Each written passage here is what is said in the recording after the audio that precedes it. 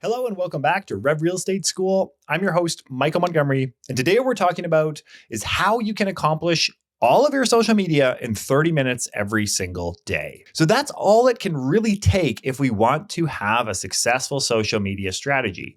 Yes, we can add more into this, but that being said, if we're able to do this, we're going to grow a very strong business purely off of social media. Before we jump into it though, there's a couple of quick things that we have to discuss. The first is the concept of the post and why it's important. And then secondly, what is it that we should be posting? These are two really important questions. So first off, when it comes to the concept of the post, we need to think of it almost in terms of it being a lottery ticket. Not every post is going to perform. Not every post is going to have a return for us, but we don't know which one will. We don't know which one is going to capture our audience and is going to actually end up spreading out there. So because of this, it's not a matter of creating the absolute perfect post. It's about getting more posts out there on a regular basis and then seeing what's working and adjusting. And so the reason I say this and why it's important to think of it like a lottery ticket is because then it becomes more of a numbers game. It's not about perfecting everything. Now, deep down, I think we all probably know this, but it's a good reminder to keep in mind that not every post is going to perform. However, if you follow our next set of structures, there's a high likelihood that it will perform. So with that, what is it that we should be posting in order to actually start to engage and get some responses? Well, there's really only 4 things that will get the best responses. It's you, your pets and your kids and your family, your hobbies, and your clients. That tends to be it. Now you'll notice I didn't say anything about posting your listings, your sales, your pending listings. That's not to say you can't do that, but those should be filtered in throughout your posts. Now, typically agents think about this in the opposite way. They think of it in terms of, I'm going to post my listings, I'm going to post my open houses, I'm going to post everything about real estate, and then I'm going to kind of filter in my personal stuff. When in fact, it works so much better to reverse that. And to make it more about you and your clients and what's happening in your life, document your day, and then start to filter in some listings, some pendings, some solds. So those should be more of the afterthought, when in most cases, those are the first thing our minds go to.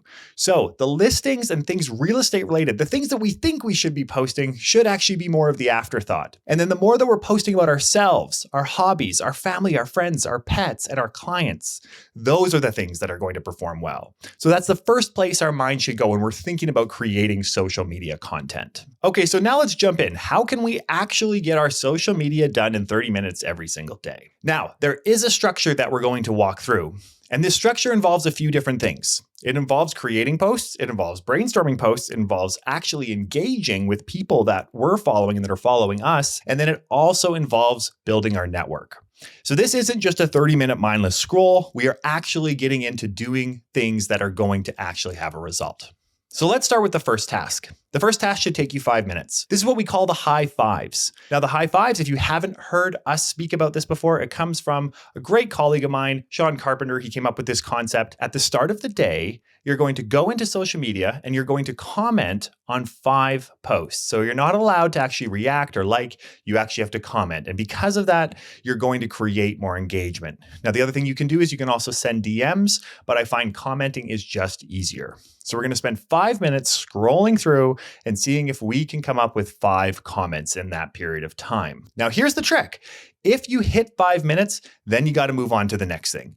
So because of our time block here, once we've hit that 5 minutes, we can't just kind of let the clock continue to tick and start to look up things. We have to stop and then we can move on to the next task. So the next thing that we're going to do after we've done our high fives is we are going to brainstorm 1 post and then up to 3 stories for that day. Now, this doesn't mean that you are going to actually post that post or you're going to post these 3 stories, but you're going to brainstorm them.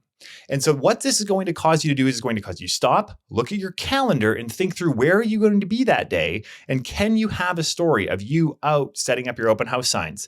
Are you going to be at an event where you can actually shoot some shots and end up getting some good posts? What we're doing here is we're spending 5 minutes brainstorming, and we should just have an open doc. And through that doc, we should just be putting down our ideas. And so ultimately, out of these 5 minutes, we want to have 1 post idea and 3 story ideas. Now, we can definitely go ahead and action these. And in fact, a lot of days we probably will. But that being said, you don't have to. You just have to spend these 5 minutes purely brainstorming, nothing else. And then again, once the 5 minutes have elapsed, then we're moving on to the next task. Now, the next task is to create. So we are going to create 1 post and 2 stories if we can. And the reason why I say if we can is because, again, we have 10 minutes. Our goal is 1 post and 2 stories to come out of these 10 minutes, which sometimes is not overly possible. But that being said, you will find you will start to move quite quickly with this. So ultimately, out of the next 10 minutes, you want to arrive at a post and a couple of stories. And so you probably have Canva open and you're starting to work through a post, you're pulling in some images, you're trying to do what you can in order to get a post ready to go.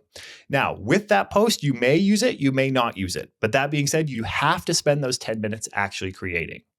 Now, if you're struggling with coming up with ideas, we already discussed 4 things that are really important, but we're also going to give you a little tip towards the end of this in order to ensure that you always have material that you can work with. But you're going to spend 10 minutes. And again, when that timer is up after the 10 minutes, we're moving on to the next task. The other really cool thing about this is it's going to force you to be okay with some imperfection. So sometimes you're going to be looking at your post and be like, it could be a little bit better. It's like 85% of the way there. But we've spent 10 minutes. And if we wanted to get it to 90%, we may have to spend another 45 minutes, and that may not be worth it. So we'll stick with our 85%. So this will end up getting us into the habit of creating more posts. Even if we don't end up posting them, we're going to be creating more posts. So we're going to have more ammunition for us to be posting throughout the week.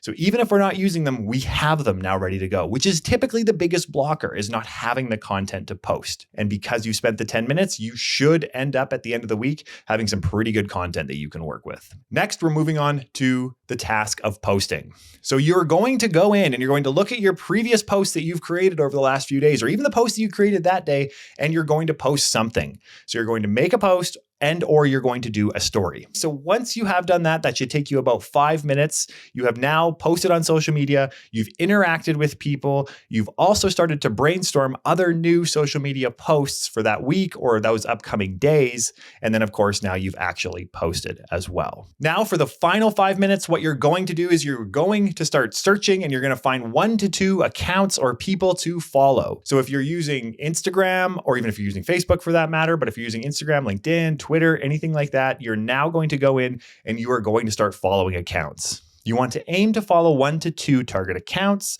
over the course of the next 5 minutes. And this in itself is actually building and expanding our network, because now what we're doing is we're networking in a digital sense. We're connecting with people in different businesses.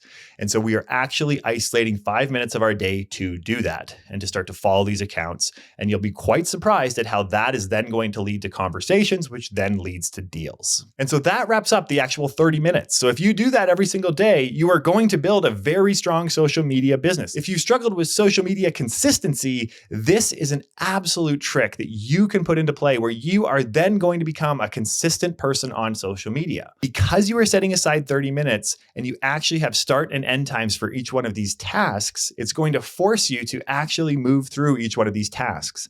Where oftentimes we block off 30 minutes for social media, and then by minute 29, we realize we haven't done anything and we try to scramble. So instead, we actually have a structure that gets us through all the components of being active and engaging on social media. Now, final tip, if you're struggling to actually get content together, when it comes to social media, the more that we can show our faces, the better.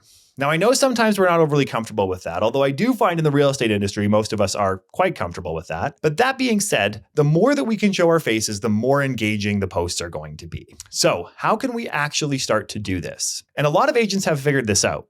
And it's getting quarterly headshots, getting quarterly professional headshots, and specifically kind of the lifestyle headshots, and just setting that up quarterly. Oftentimes it's not a huge investment, A, in time, or B, in money. And you end up having all of these amazing lifestyle shots that you can then use as posts. And then really your post just becomes your caption because you already have the image. If we're thinking in an Instagram context, we already have our image, let's say, and then it just comes down to our caption, which can also take time. So that's also part of the posting concept. And again, it's not overly cost prohibitive or time prohibitive. We can have quarterly headshots. If we're in a seasonal environment like me, where it's snowing and then it's summer, we can also get different sorts of backgrounds depending on the seasonality.